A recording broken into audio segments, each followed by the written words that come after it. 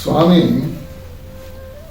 మనకి అనేక రకాలుగా బోధామృతాన్ని పంచారు.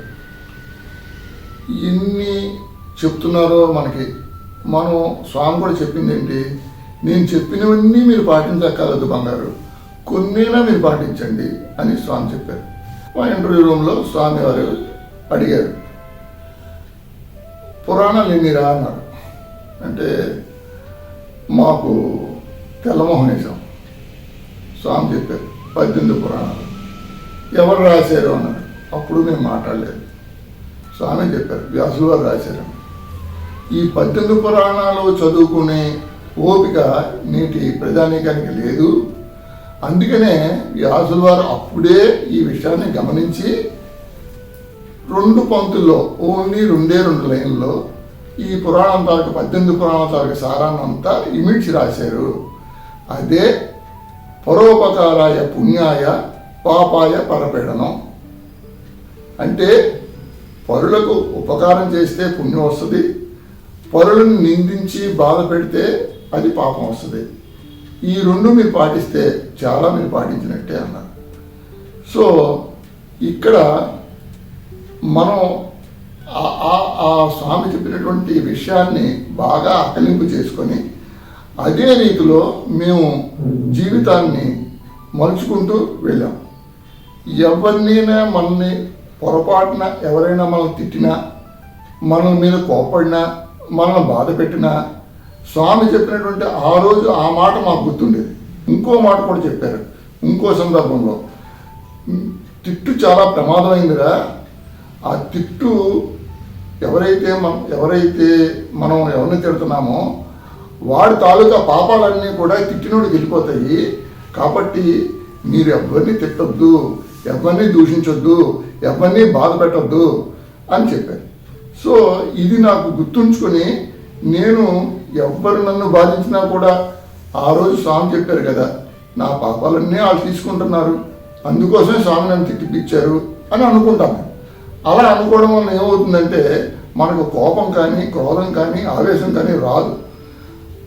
ఇది స్వామి తాలూకా తత్వాన్ని మనం అలవాటు చేసుకొని మనందరం మసులుకోవాలి. ఋషికొండలో మెడికల్ క్యాంప్ చేయాలి అని అనుకున్నాం. విపరీతమైనటువంటి వర్షం, సైక్లోన్, 2 రోజుల వరకు అపారమైనటువంటి వర్షాలు పడతాయని అనౌన్స్మెంట్ ఉంది. నేను రేపు ఉదయం మెడికల్ క్యాంప్ అనగా ఫస్ట్ నేను ఎవరికైనా చేయాలనుకుంటే డాక్టర్స్ చేస్తాను. ఆ క్యాంప్కి అధినేతలు వాళ్ళే కాబట్టి, వాళ్ళంతా క్యాంపే ఉండదు కాబట్టి వాళ్ళకి ఫోన్ చేస్తాం.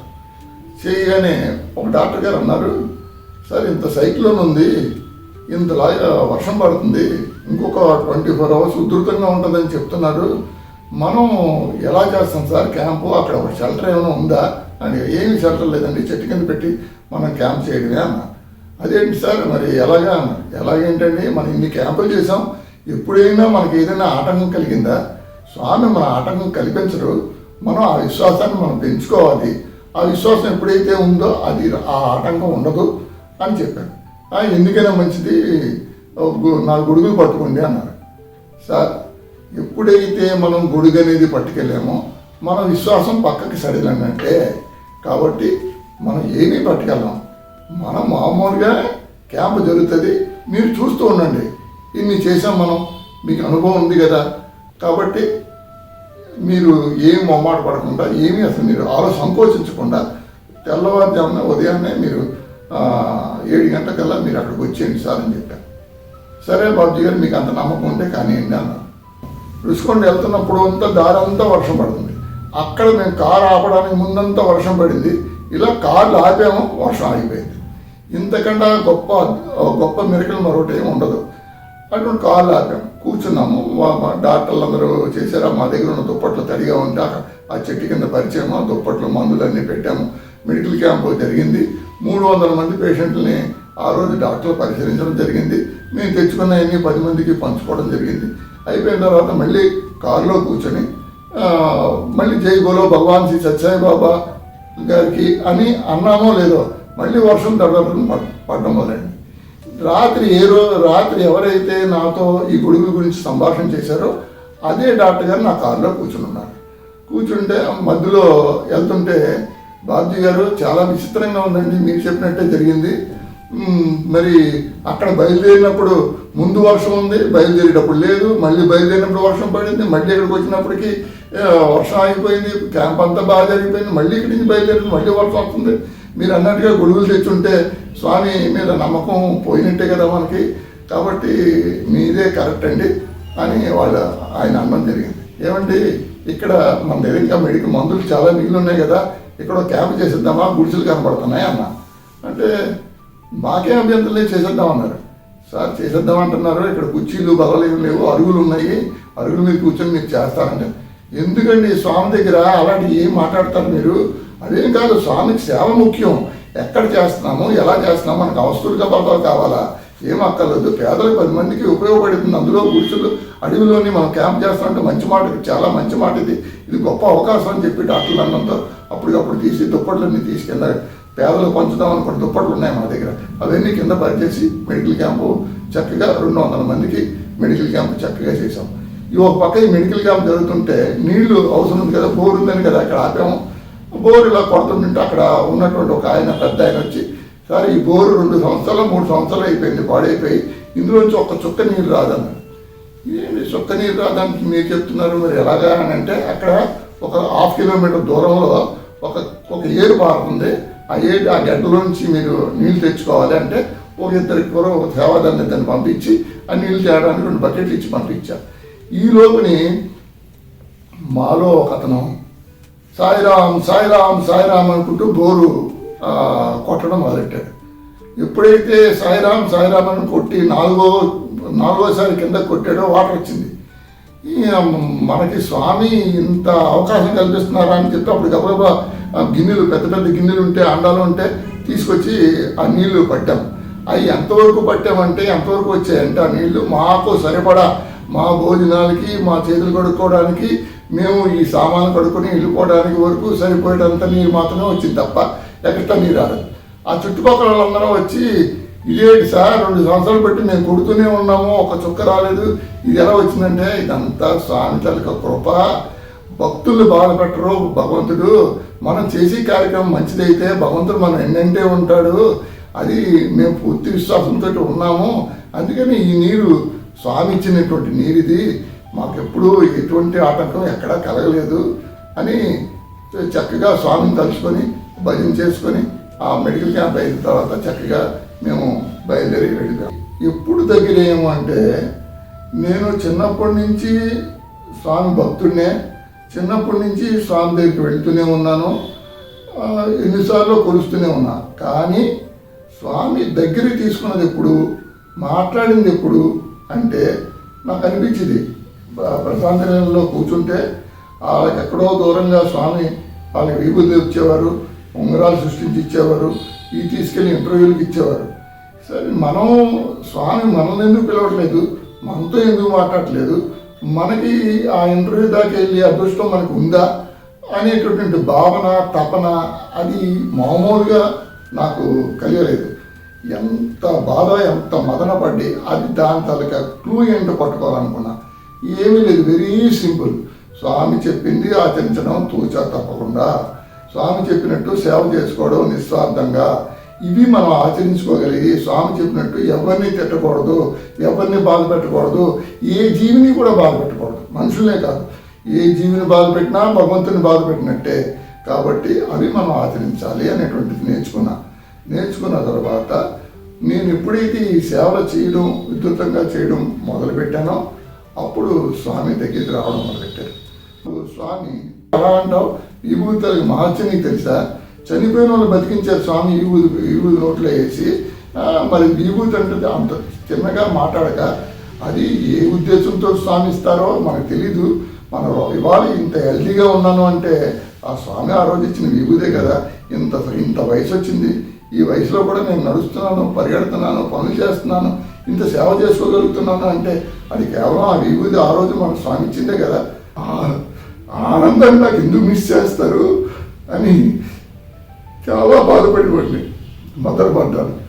ఎంతో స్వామి ఫోటో దగ్గర ఏడ్చుకునేవాడిని. స్వామి అవతారం చదించారు. అయ్యో స్వామి, మీ దగ్గర నుంచి విభూతి పొంది అర్హత నాకు లేదా, అయిపోయిందా అని బాధపడ్డాను. భగవంతుడైన ఫలితాన్ని ఇవ్వడంలో ఆలస్యం చేస్తారేమో కానీ సత్యసాయిబాబా వారి దగ్గర మాత్రం ఆలస్యం అనేది ఉండనే ఉండదు. వెంటనే మంచి చేసిన దానికి మంచి ఫలితాన్ని వెంటనే అనుగ్రహిస్తారు. ఇప్పుడు రాత్రి చేసినటువంటి నారాయణ సేవకి గుర్తింపుగా అంతమంది వద్దన్నా కూడా నేను వెళ్ళి చేశాను అనేటువంటి భావన స్వామి కలిగిందో మరేమో. నాకు ఆ మరుసటి రోజు ఉదయాన్నే ఒక పెద్ద ఇండస్ట్రీ నా చేతిలో పెట్టారు స్వామి. ఇంతకన్నా గొప్ప విషయం మరేమైనా ఉంటుందా? బరిన విభూతి డబ్బాతోటి వెండి బరిని సృష్టించి నాన్నగారు చేతికి ఇచ్చారు.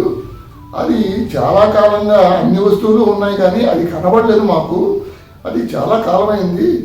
మొన్న మీరు ఇండస్ట్రీ తీసుకున్న తర్వాత మా బీరువాలో ఎక్కితే అది ఆ డబ్బా కనిపించింది. అది ఇన్నాళ్ళు కనిపించిన డబ్బా ఇప్పుడు కనిపించింది కదా, ఇది బాబీ గారికి ఇస్తే బాగుంటుంది అని అనిపించి తీసుకొచ్చి ఇచ్చాను. ఇది మీరు తీసుకోండి అని చెప్పి వారు నా చేతిలో పెట్టారు. ఆ డబ్బా ఇదిగో స్వామి తాలూకు ఇచ్చినటువంటి డబ్బా, స్వామి విభూది ఇచ్చిన డబ్బా. స్వామిది ఇందులో ఉన్నది ఇది స్వామి విభూది, స్వామి సృష్టించినటువంటి విభూది. స్వామి అవతారం చాలించిన తర్వాత కూడా ఇందులో స్వామి విభూది నాకు ఉంది. ఆ రోజు నేను నా కుటుంబ సభ్యులు అందరూ బాధపడి మదనపడి ఏడ్చినందుకు గాను స్వామి అవతారం చాలించిన తర్వాత కూడా మాకు ఈ ప్రసాదాన్ని మాకు అందించారంటే ఇంతకంటే గొప్ప దేవుడికి ఎక్కడ ఉంటాడండి. మనం జన్మ ధన్యమైపోతుంది. ఇటువంటి దేవుడు మనకు దొరకడం అనేది సామాన్యమైన విషయం కాదు. ఇటువంటి స్వామికి సమకాలికులుగా పుట్టడం అనేది సామాన్యమైనటువంటి విషయం కాదు. సమకాలీనంగా పుట్టినటువంటి వాళ్ళు ఎందరో స్వామిని చూడలేనటువంటి వాళ్ళు, స్వామి దగ్గరికి వెళ్ళలేనటువంటి వాళ్ళు, స్వామిని అనుభవించలేనటువంటి వాళ్ళు ఎందరో ఉన్నారు. అలా కాకుండా స్వామిని మన దగ్గర తెచ్చుకున్నారు, అనుభవింపజేశారు, ఆనందింపజేశారు, వారితో కలిపి పాడడానికి అవకాశం ఇచ్చారు, వారి మాటలు మనం విన్నాము. ఇది త్రేతాయుగమా, ద్వాపరయుగమా, ఏ యుగం ఇది? కలియుగం. ఎన్ని వేల సంవత్సరాల తర్వాత ఆ శ్రీకృష్ణుడు మళ్ళీ పుట్టాడు. ఎన్ని వేల సంవత్సరాల తర్వాత మళ్ళీ కలియుగంలో ఈ భగవంతుడు మనకి పుట్టాడు. మన ఈ టైంలో భగవంతుడికి సమకాలికలుగా పుట్టడం, ఆయన అనుగ్రహం పొందడం, మనం కోరుకున్న కోరికలన్నీ తీర్చడము, ఇది నింటా వెంట జంట. ఆయన మాట ఇచ్చిన తర్వాత ఆ మాట ప్రకారం నడుచుకోవడం. మనలోనే ఉన్నారు బాబా, మనతోటే ఉన్నారు స్వామి. మనలోనే ఉన్నారు బాబా, మనతోటే ఉంటారు స్వామి. మనలోనే ఉన్నారు, మనతోటే ఉంటారు. మనలోనే ఉన్నారు, మనతోటే ఉంటారు. మనలోనే ఉన్నారు బాబా, మనతోటే ఉంటారు స్వామి. స్వామి లేక మనము లేము, మనము లేక స్వామి లేరు. స్వామి లేక మనము లేము, మనము లేక స్వామి లేరు. మనలోనే ఉన్నారు బాబా, మనతోటే ఉంటారు స్వామి. కొండల్లో ఉన్నారు, కోనల్లో ఉన్నారు. కొండలలో ఉన్నారు, కోనలలో ఉన్నారు. మనలోనే ఉన్నారు బాబా, మనతోటే ఉంటారు స్వామి.